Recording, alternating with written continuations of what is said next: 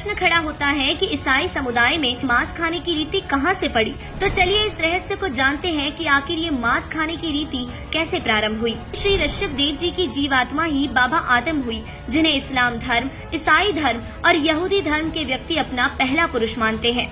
बाबा आदम व उनकी पत्नी हव्वा के सहयोग से 2 पुत्र उत्पन्न हुए, जिनमें से एक का नाम काइन तथा दूसरे का नाम हाबिल रखा गया। काइन खेती करता था और हाबिल भेड़ बकरियां चराया करता था। काइन कुछ धूर्त था, परंतु हाबिल ईश्वर पर विश्वास करने वाला था। काइन ने अपनी फसल का कुछ अंश प्रभु को भेंट किया, प्रभु ने अस्वीकार कर दिया। फिर हाबिल ने अपने भेड़ के पहले मेमने को प्रभु को भेंट किया, प्रभु ने स्वीकार किया। अब सोचने की बात ये है कि यदि बाबा आदम में प्रभु बोल रहा होता तो कहता कि बेटा हाबिल, मैं तेरे से प्रसन्न हूँ। आपने जो मेमना भेंट किया है यह आपकी प्रभु के प्रति श्रद्धा का प्रतीक है।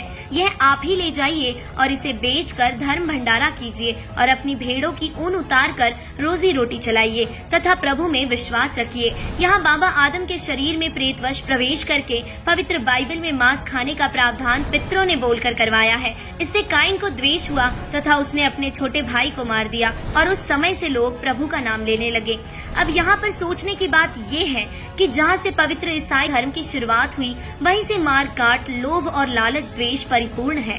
पवित्र बाइबल में है कि पितृ दूसरों के शरीर में प्रवेश करके बोल रहे हैं।